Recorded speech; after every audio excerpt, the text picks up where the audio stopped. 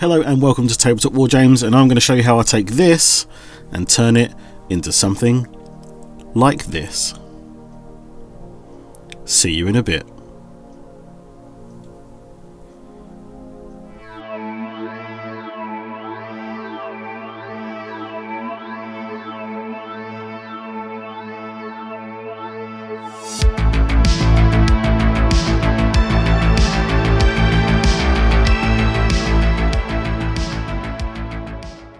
Let's jump straight in, starting off with Chaos Black. We're going to prime the whole tile. Don't forget to wear your mask and don't forget good ventilation, but I highly recommend you spray this outside. So next up, we're going to grab a can of lead belcher and we're going to do the exact same thing. We're going to cover the entire tile in lead belcher.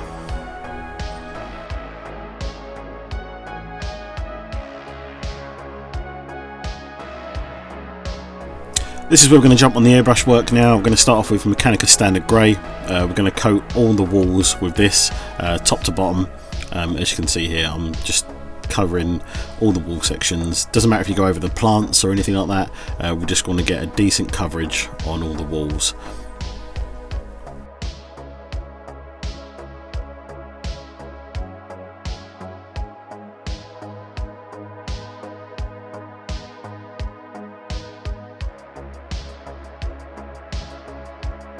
Next we're going to grab some Administratum Grey. We're going to do the highlight on the walls just along the top edge with the airbrush again. Mainly going to focus just on the top edge and just fade it down towards the bottom.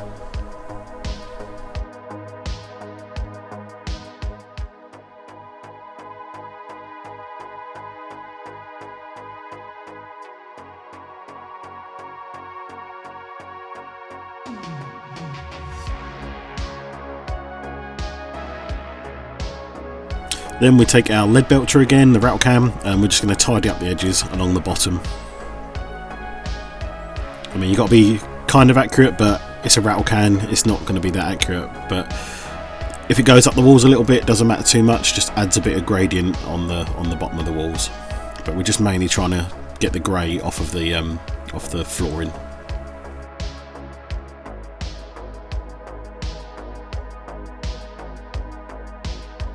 We then take our Steel Legion drab. This is the base coat for the flooring.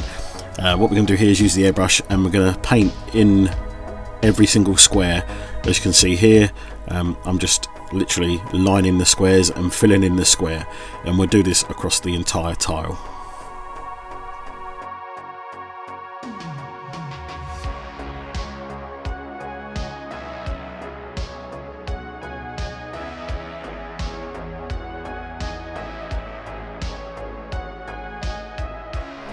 We then take some Zandri dust, and this is going to be the highlight for the floor. Again, using the airbrush, and what we're going to do here is we're going to focus more on the centre of all the tiles that of the squares that we've painted with the Steel Legion. It just makes the tiles just pop that little bit more. Again, just little circles in the centre, and I cover this across the whole tile.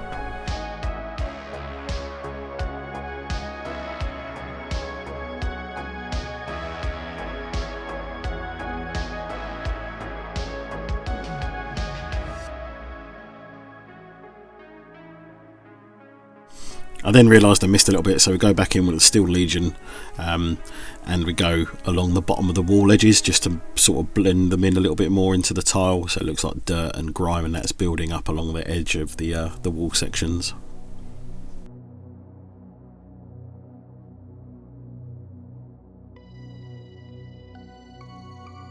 So you don't have to do this next bit, but I take a bit of matte black.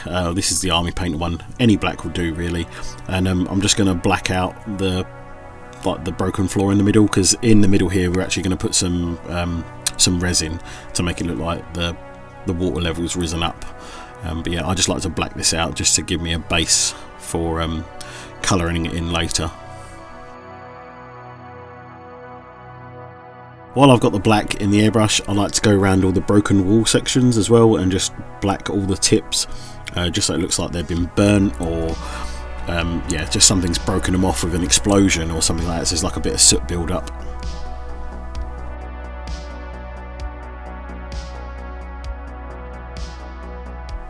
We'll then take out clear lacquer. I use a clear lacquer from Halfords. You can get this in the UK, but any gloss varnish will do, preferably a rattle can because it's a lot hardier than the airbrush stuff.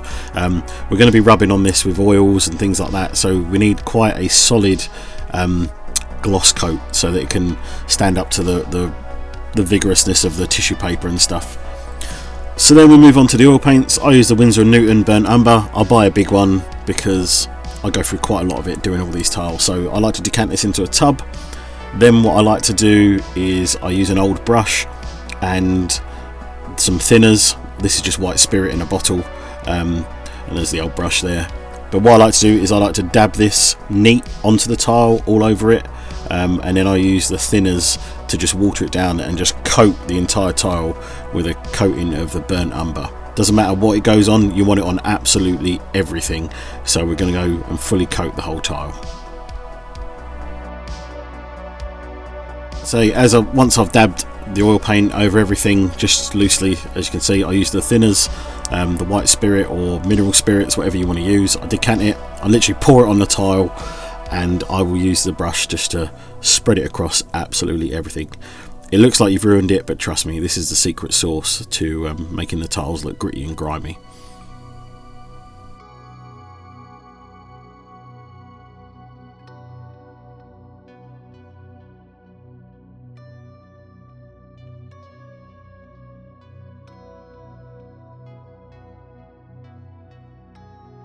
Then we're going to take our kitchen roll or paper towel. I'm just going to tear off a few sheets so I've got them ready to hand. And then what we do with this is I literally just take a sheet and we are just going to rub the tile down. Going to rub all that oil paint off, because what this does is it removes all the stuff off the surface, but what it does is it leaves all the oil paint in all the recesses and all the creases and all the cracks and that you can't see. As you can see there, you can see the colours already dulled right down because it acts as a filter as well over the previous colours, and we just clean this up. The beauty about oil paint is that you can continually activate until you seal it in. Just a bit of thinners on a bit of tissue and you can wipe it off completely if that's what you want to do. But yeah, it's such a good technique, so easy to do, and it's so rewarding because, as you can see here, the walls, everything are they just come to life once you start rubbing all the excess oil paint off.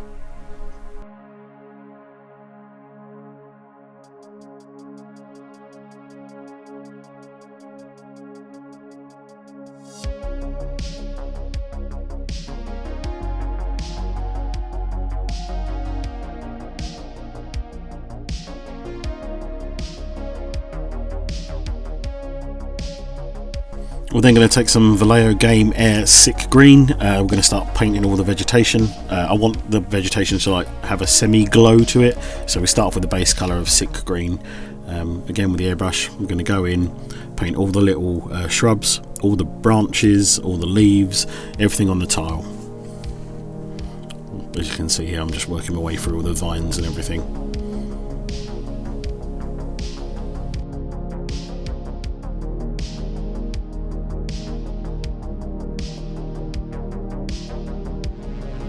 Then we take my favourite colour, Escorpina Green. I absolutely love this from Vallejo Game Air. On this one, we're just going to do the centres of all the little bushes, and this is when I noticed that the seal in my airbrush has gone, so I need to get some new seals for my airbrush. But as you can see here, I'm just doing the centres of the plants, and we'll do this on the vines, we'll do this on all the little shrubs and everything else. So it starts that glow effect that I'm trying to achieve, so I want them to subtly glow. As you can see here, yeah, I'm just going along the vines, I'm just going along the branches of the vines and let it fanning out across the leaves. Not being particularly tidy, but it sort of gets the effect that I'm after.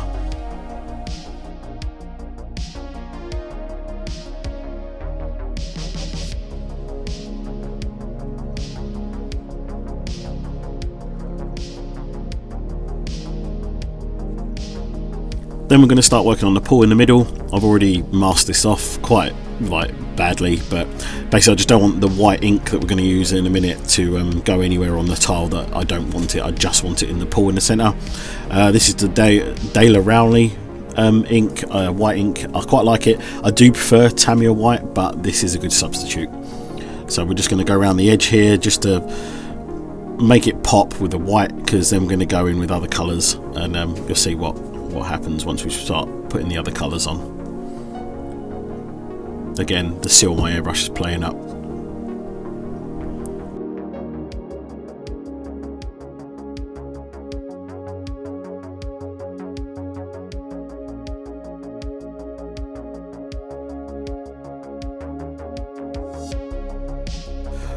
Once the white's all dry, we're going to take some Iandan yellow contrast. We're going to put this through the airbrush. Love using the contrast paints through the airbrush.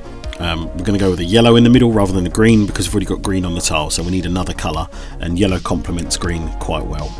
So yeah, we're just going to fade this around the edge. We're going to go quite heavy with it, and we just need to coat the entire thing. You'll see how bright it is in the next clip. I've gone quite heavy with the yellow and just slowly building it up.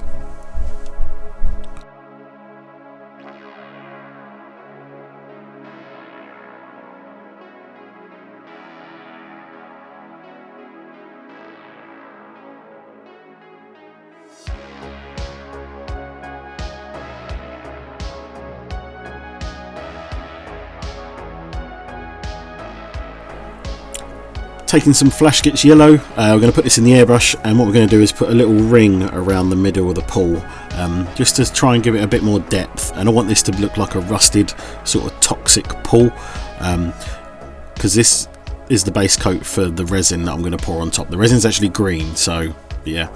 So here again I use the yellow just to help make the plants pop. Yellow is a great highlighter for green. For some reason it just works. I think it's because they're opposite ends of the colour wheel, and yeah, it just makes the plants just pop that little bit more, just putting that yellow on there. As you can see, like they just look so much better with that yellow highlight.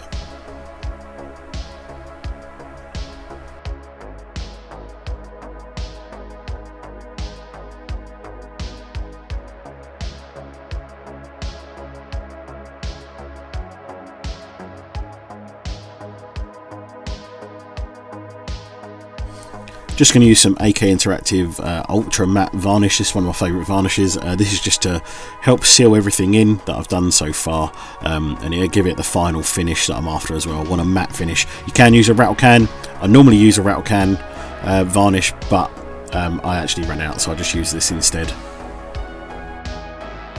We then move on to the epoxy resin. I like to use Epidex. I've never had any issues with this. These bottles are quite old now. I've had these almost a year and a half, and yeah, it's starting to go off. This is the colour I've got. It's a lime green. This is a 2-to-1 mix, so measure out 2 parts of the resin to 1 part of the hardener, and then I like to put I think it's about 5 or 6 drops in the resin of the colour. It just makes the colour really dark. If you want to go lighter, obviously go less drops. If you want to go even darker, go more drops, and then give it a really good mix.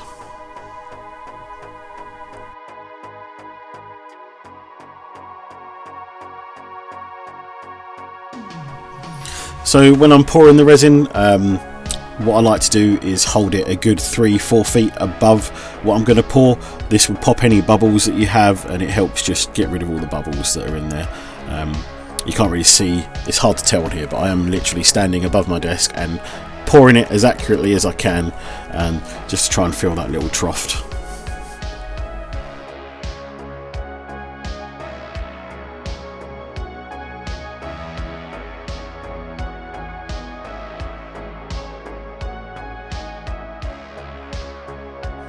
What I then like to do, I like to just ease the tile around, just lift the corners, just to get it to run into all the edges, just so that it fills every little piece that I want it to fill.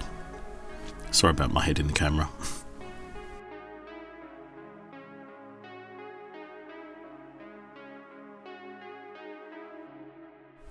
And that is pretty much it. You just got to let the resin dry, and then it's time for the final shots.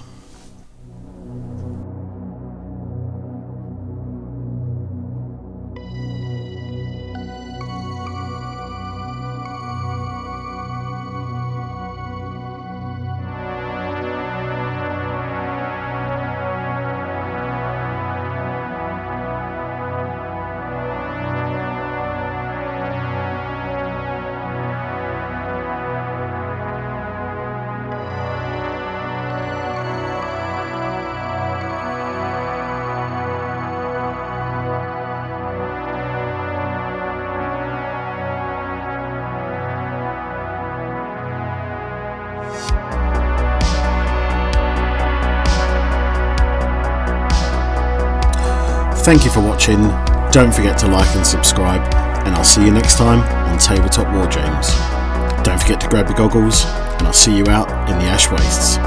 Peace.